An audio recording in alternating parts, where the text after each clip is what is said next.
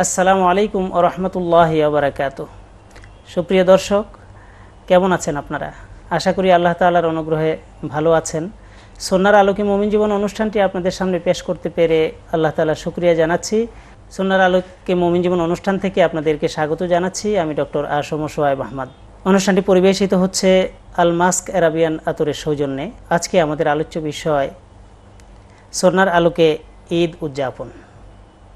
এ বিষয়ে আলোচনার জন্য আমাদের স্টুডিওতে রয়েছেন একজন প্রখ্যাত আলেমে দ্বীন, প্রখ্যাত দ্বীন গবেষক, বহু গ্রন্থ প্রণেতা, ইসলামী বিশ্ববিদ্যালয় কুষ্টিয়ার আল হাদিস অ্যান্ড ইসলামিক স্টাডিজ বিভাগের অধ্যাপক ডক্টর খন্দকার আনম আবদুল্লাহ জাহাঙ্গীর। আসসালামু আলাইকুম ওয়া রাহমাতুল্লাহি ওয়া বারাকাতুহু। দর্শক, অনুষ্ঠানের শেষ পর্যন্ত আমাদের সাথেই থাকবেন এই প্রত্যাশায় আজকের আলোচনা শুরু করছি। আমি প্রথমেই প্রফেসর ডক্টর আবদুল্লাহ জাহাঙ্গীর স্যারের কাছে জানতে চাইব, ঈদ শব্দটি উচ্চারণ করলেই আমাদের মধ্যে একটা আনন্দের অনুভূতি ফুটে ওঠে। আল্লাহ সুবহানাহু ওয়া তাআলা তার হাবিব সাল্লাল্লাহু আলাইহি ওয়াসাল্লামের মাধ্যমে আমাদেরকে বছরে দুইটি ঈদ উপহার দিয়েছেন, দুইটি আনন্দ করার বৈধ অনুমতি তিনি দিয়েছেন। তো সেই ঈদটি কি এবং ঈদের ইতিহাস কি, এই বিষয়ে আমাদেরকে প্রথমে কিছু বলার জন্য অনুরোধ করছি। আলহামদুলিল্লাহ ওয়াসসালাতু ওয়াসসালামু আলা রাসূলিল্লাহ ওয়া আলা আলিহি ওয়া আসহাবিহি আজমাইন ওয়া বাদ। আপনি খুব সুন্দর প্রশ্ন করেছেন। আসলে ঈদ শুনলেই আমরা অর্থ বুঝি আর না বুঝি, এটা বুঝি যে একটা আনন্দ। অত্যন্ত গরিব মানুষ, অসুস্থ মানুষ, তারপরও ঈদ আসলে একটু আনন্দ উজ্জীবিত হয়ে ওঠে। প্রথমে আমরা আল্লাহ তাআলার কাছে দোয়া করি যে আল্লাহ তাআলা আমাদের সকলকেই ঈদের আনন্দে উদ্ভাসিত উদ্বেলিত করুন। সারা বিশ্বের মুসলমানদের জীবনে ঈদকে আনন্দ বরকতের জন্য কবুল করে নিন। ঈদ শব্দটার অর্থ হলো প্রত্যাবর্তন করা, আদা ইয়াউদু আউদান ঈদান, ফিরে ফিরে আসা। যে আনন্দ নিয়মিত ফিরে আসে এটাকে ঈদ বলা হয়। এটা বাৎসরিক হতে পারে, সাপ্তাহিক, যেমন জুমার দিনকে সাপ্তাহিক ঈদের দিন বলা হয়েছে বিভিন্ন হাদিসে। এটা প্রতি সপ্তাহে ওই দিনটা ফিরে আসে। আর বাৎসরিক ঈদ আমাদের দুটো, ঈদুল আযহা, ঈদুল ফিতর। হয়তো আনাস ইবনে মালিক রাদিয়াল্লাহু তাআলা আনহু বলেন, রাসূল পাক সাল্লাল্লাহু আলাইহি ওয়াসাল্লাম যখন মদিনায় আসলেন তখন মদিনাবাসীর ভিতরেও আনন্দের ছিল। এটা কিন্তু আমরা জানি সর্বজনীন, বিশ্বের সকল দেশের মানুষেরাই নিজেদের জীবনের একটা আনন্দের জন্য সামাজিকভাবে বছরে কিছু দিন, পার্বণ বলেন, পূজা বলেন, আনন্দ বলেন, যে কোনো নামে রাখে, যে দিনে সবাই বেরিয়ে একটু আনন্দ করে। তো এইভাবে মদিনাবাসীরাও কিছু আনন্দ করত। রাসূল পাক সাল্লাল্লাহু আলাইহি ওয়াসাল্লাম বললেন, আল্লাহ তাআলা তোমাদের এই আনন্দের পরিবর্তে উত্তম দুটো আনন্দের দিন দিলেন। সেই দুটো দিন হলো ঈদুল আযহা ও ঈদুল ফিতর। একটা হলো পবিত্র রমজানের শেষে ঈদ, আর একটা হলো কোরবানির সময়ের ঈদ, হজের সাথে সংশ্লিষ্ট ঈদ। এ দুটো হলো মুসলমানদের ঈদ। অর্থাৎ দুটি গুরুত্বপূর্ণ ইবাদতের পর সাথে সাথে এই দুটো ঈদকে সংশ্লিষ্ট। এটা একটা বিশেষ চিন্তার বিষয়। অন্যান্য সকল জাতির ঈদগুলো, অনেক জাতির অধিকাংশ ঈদগুলো মূলত দৈহিক আনন্দ, হাসি তামাশা, ফুর্তি, খেলাধুলো, জৈবিক আনন্দ। এর সাথে আবার অনেক সময় অশ্লীলতা, অন্যায় জড়িত থাকে। কিন্তু ইসলামে ঈদে, দুটো ঈদেই অত্যন্ত গুরুত্বের সাথে তিনটে বিষয় মেলানো হয়েছে। একটা হলো আত্মিক আনন্দ, আরেকটা হলো সামাজিক আনন্দ, আর একটা হলো দৈহিক আনন্দ। আত্মিক আনন্দ ঈদের আগে আছে ইবাদত, রমজান, ঈদের সাথে আছে নামাজ, আর আল্লাহ তাআলার শুকরিয়া করার যে আনন্দ, সেখানে এটা এই আনন্দের তুলনা নেই। এর পাশাপাশি ঈদের অন্য সব আনন্দ আছে, আমরা হয়তো আলোচনা করব। ঈদের সময় নবীজি খেলতে বলেছেন, আনন্দ ইত্যাদি, ইনশাআল্লাহ। 2 নম্বর হলো, লক্ষ্য করেন দুটো ঈদের সাথেই সমাজ জড়িত। ঈদুল ফিতরে ফিতরা দিতে হবে যেন সমাজের প্রতিটি মানুষ, মানে দরিদ্র বলে যেন ঈদের আনন্দ থেকে না হয়। আবার ঈদুল আজহাতে কুরবানি দিয়ে গোশত বন্টন করতে হবে। তাহলে ইসলামের ঈদে তিনটে আনন্দ, আসলে মানুষকে দেওয়ার আনন্দ। আপনি লক্ষ্য করবেন, একটা মানুষ ডুবে মারা যাচ্ছিল, আপনি নিজের জীবন বিপন্ন করে তাকে তুলে এনেছেন, আপনিও মরণাপন্ন, কিন্তু আপনার এই মরণাপন্ন জীবন থেকে যে আনন্দ বেরোচ্ছে এটা তুলনাহীন। আপনি একজন মানুষ ক্ষুধার্ত গড়াগড়ি করছিল, আপনি নিজের খাবারটা তার সামনে তুলে দিয়ে হৃদয়ে যে আনন্দ পান, এটা একটা অতুলনীয় আনন্দ, এবং ওই আনন্দটা নির্মল আনন্দ। তাহলে আমরা ইসলামে ঈদের আনন্দের সাথে একটা সমন্বয় করা হয়েছে ইবাদতের আত্মিক আনন্দ, সহমর্মিতার সামাজিক আনন্দ, এরপরে অন্যান্য জাতির আনন্দ যেটা তাকে খেলাধুলো ফুর্তি সেটাও রাখা হয়েছে। জি, তো প্রসঙ্গত খুব আমাদের অনেকগুলো প্রশ্ন আছে স্যার এই আজকের এই পর্বে। আমরা আগেই বলে রাখছি যে আপনাকে একটু সংক্ষেপ করে আমাদেরকে বেশি জিনিস জানবার সুযোগ করে দেবেন আজকে ইনশাআল্লাহ। সারা বিশ্বে একই দিনে ঈদ করার ব্যাপারে একটি কথা শোনা যায়, এই বিষয়টির মাসনুন সমাধানটা কি? বিষয়টা আসলেই বর্তমানে শুধু সারা বিশ্বে একদিন ঈদ এটা নিয়ে তো আছেই, একই দেশে 2 দিনে 3 দিনে ঈদ, এটা এমনকি আমেরিকাতে ইউরোপের বিভিন্ন দেশে মারামারি খুনোখুনি হয়। মুসলমান সংখ্যালঘু মুসলমান আমেরিকাতে মুসলমানের মসজিদ পাহাড়ে দিতে কুকুর নিয়ে আমেরিকা পুলিশ আসে, কারণ এরা বলে আজ ঈদ হবে, ওরা বলে কাল ঈদ হবে, কেউ বলে সৌদি আরবের চাঁদ দেখে, কেউ বলে আমেরিকার চাঁদ দেখে।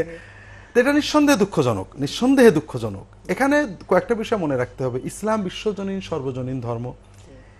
ইসলাম মানুষের জন্য সহজ করেছে, যে কোনো মানুষ বনে জঙ্গলে চাঁদে মঙ্গল গ্রহে খুব সহজে ইসলামের বিধান পালন করতে পারে, এটাকে কঠিন করার কোনো সুযোগ নেই। 2 নম্বর কথা হলো, আল্লাহ রসুল সাল্লাল্লাহু আলাইহি ওয়াসাল্লাম নির্দেশ দিয়েছেন যে সুমুলের উয়াতিহি ও আফতেরুলের উয়াতিহি, রোজা রাখতে হবে চাঁদ দেখে, ইফতার করতে হবে চাঁদ দেখে। তো এই চাঁদ দেখা স্বভাবত প্রত্যেকে দেখবে না, মুসলিম উম্মার যে কেউ দেখলেই দেখা হলো।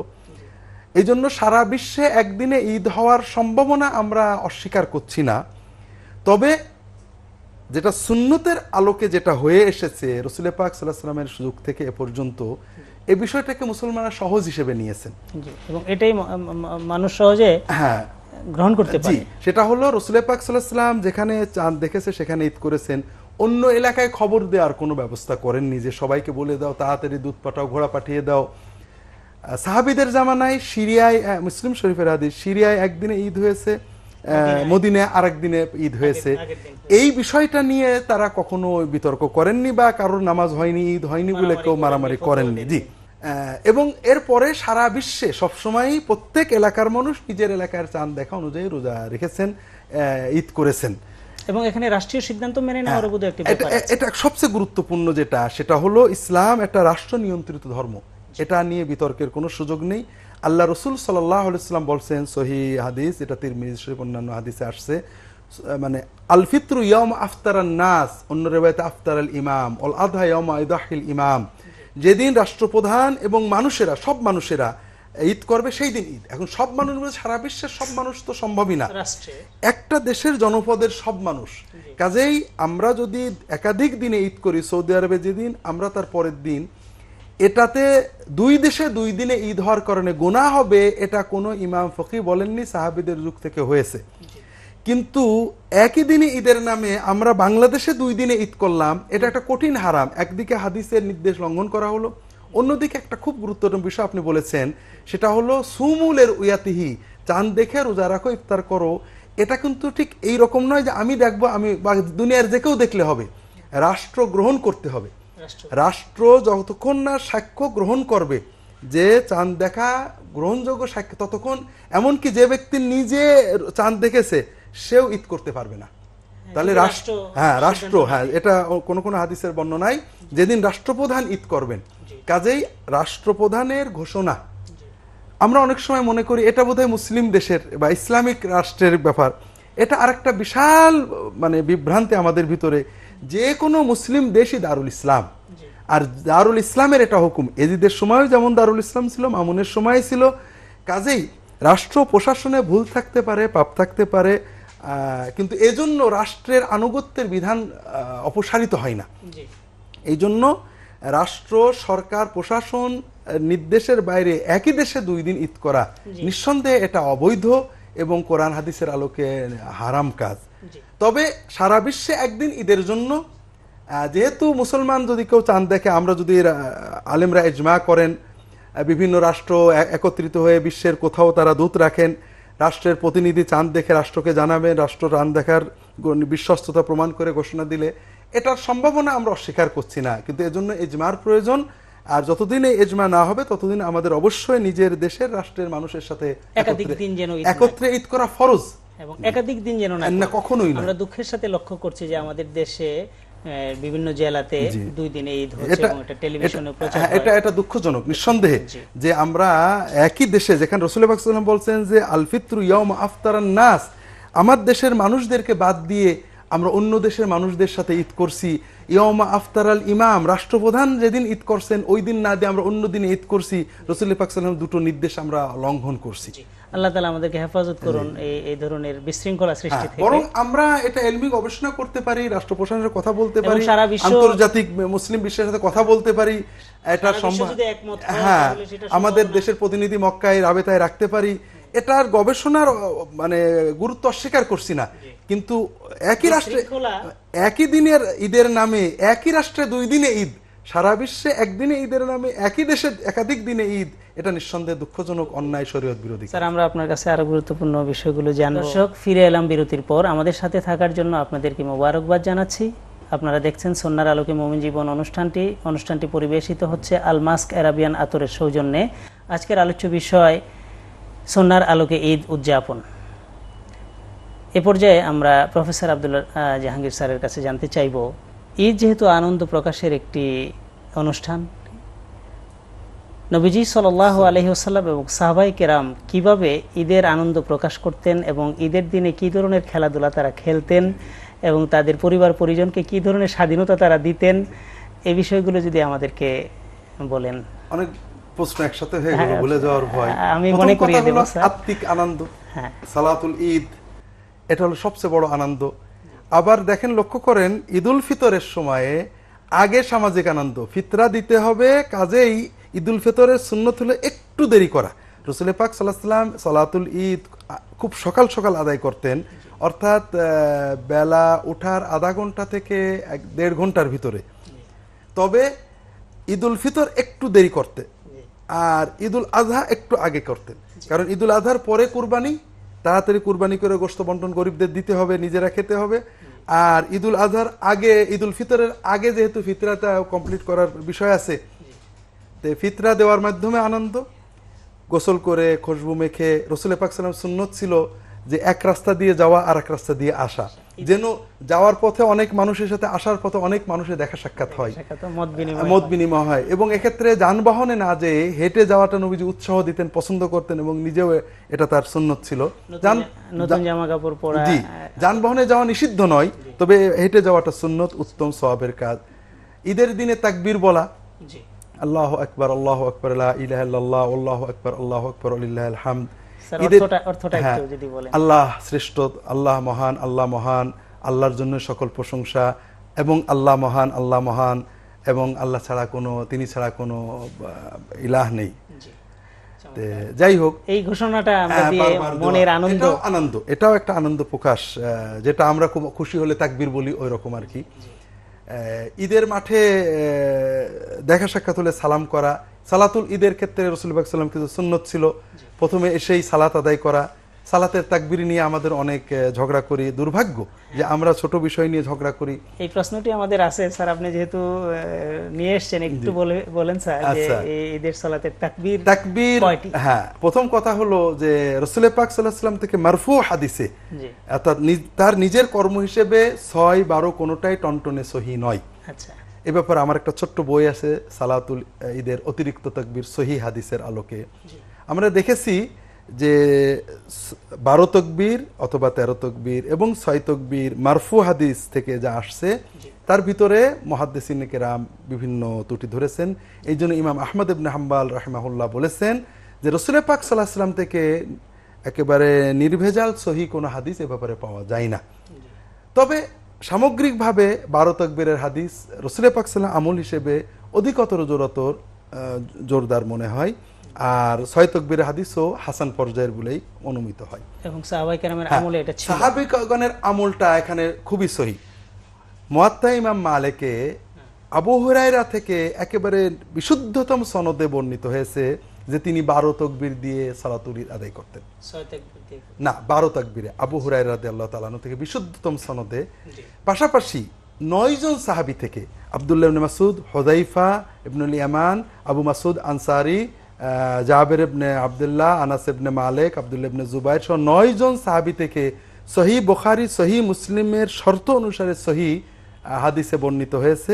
হাদিসগুলি বিভিন্ন কিতাবে এসেছে যে তারা 6 তাকবীরে, অতিরিক্ত 6 তাকবীরে যেভাবে আমাদের দেশে অধিকাংশ মানুষ পড়ে থাকেন, ঠিক অবিকল এইভাবে প্রথমে 3 তাকবীর দেওয়া, দ্বিতীয় রাকাতের শেষে 3 তাকবীর দিয়ে সালাতুল ঈদ আদায় করতেন, এটা প্রমাণিত। কাজেই 6 তাকবীর 12 তাকবীর উভয়টাই সহিহ হাদিস দ্বারা প্রমাণিত।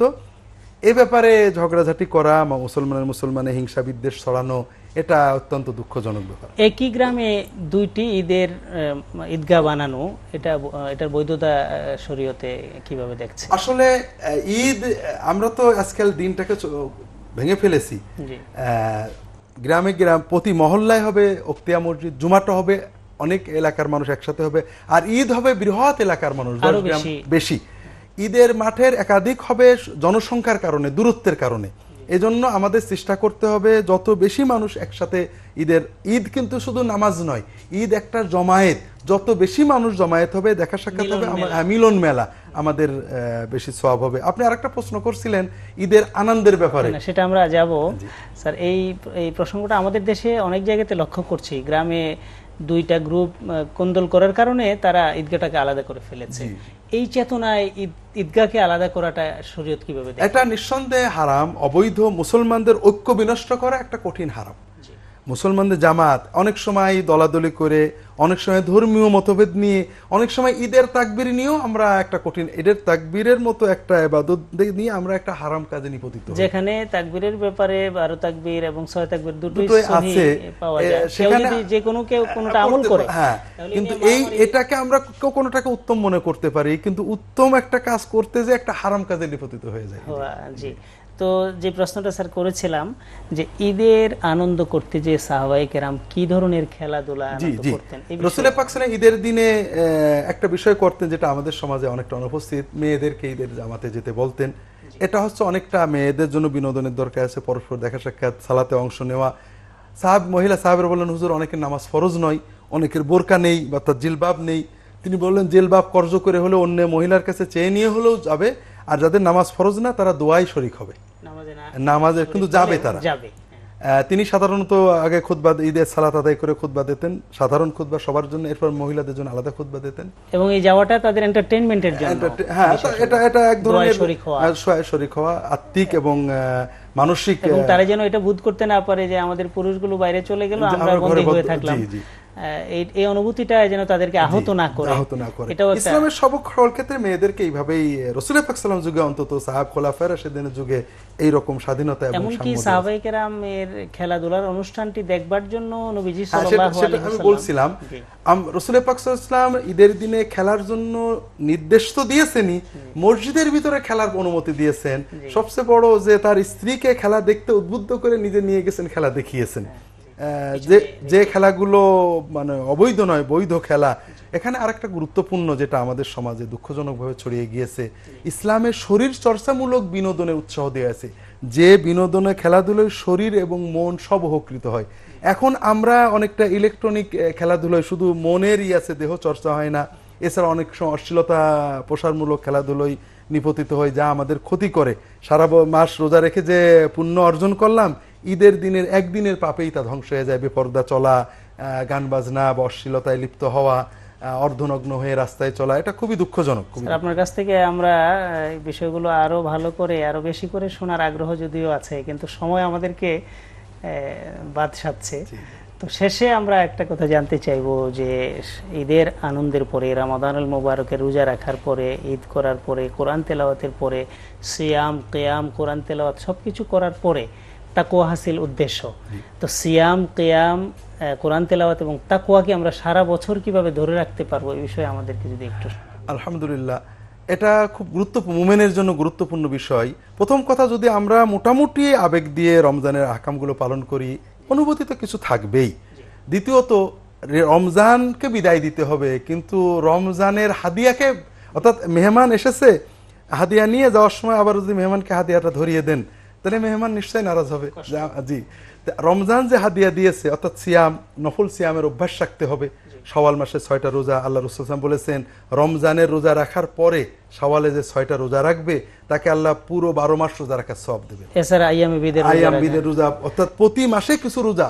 রোজা চলে গেল মানে আর এক বছরের রোজা রাখবো না তা নয়, প্রতি সপ্তাহে সোমবারে, বৃহস্পতিবারে, প্রতি মাসে 13-14, আরবি মাসে 13-14-15 এবং অন্যান্য দিনে রোজা রাখা। কিয়ামুল লাইলের যে অভ্যাস রমজান নিলাম এটাকে অব্যাহত রাখা, শেষ সাথে তাহাজ্জুদে উঠতে না পারলেও ঘুমাতে যাওয়ার আগে 2-4 রাকাত নামাজ পড়ে শোয়া। কোরআনের যে অভ্যাস রমজানে করলাম এটা অব্যাহত রাখা, কোরআন বাজার। যে রমজানের হাদিয়াটা যদি আমরা গ্রহণ করি তাহলে খুব সহজে আমরা তাকওয়াটাকে ধরে রাখতে পারি। আলহামদুলিল্লাহ, আল্লাহ তাআলা আমাদের সবাইকে মুত্তাকি হওয়ার তৌফিক দান করুন। আপনি স্যার কষ্ট করে আমাদের মাঝে এসে এই বিষয়গুলো আপনাকে আমরা সময় না দিতে পারার কারণে আমরা দুঃখ প্রকাশ করছি। আমাদের আরো অনেক কিছু জানার ইচ্ছা ছিল, তবুও আপনি অনেক বিষয় পরিষ্কার করেছেন। আল্লাহ তাআলা আপনাকে জাযায়ে খায়ের দান। আল্লাহ আপনাকেও জাযায়ে খায়ের দিন। মুসলিম বিশ্বের সকলের জন্য আগত ঈদকে একটা আনন্দ এবং বরকতের দিন হিসেবে বানিয়ে দিন, আল্লাহ কবুল করুন। আমিন। সুপ্রিয় দর্শক, আপনারা দেখছেন সুন্নাহর আলোকে মুমিন জীবন অনুষ্ঠানটি পরিবেশিত হচ্ছিল আলমাস্ক এরাবিয়ান আতরের সৌজন্যে। আমাদের অনুষ্ঠান দেখতে থাকুন প্রতি সোমবার রমাদানুল মুবারকে, প্রতি সোমবার রাত 11টায় এবং প্রতি বুধবার রাত 10:30টায়। আগামী পর্বে সুন্নাহর আরও কোনো চমৎকার বিষয় নিয়ে আপনাদের সামনে হাজির হব এই প্রত্যাশায় আজকের মতো এখানে শেষ করছি। আসসালামু আলাইকুম ওয়া রাহমাতুল্লাহি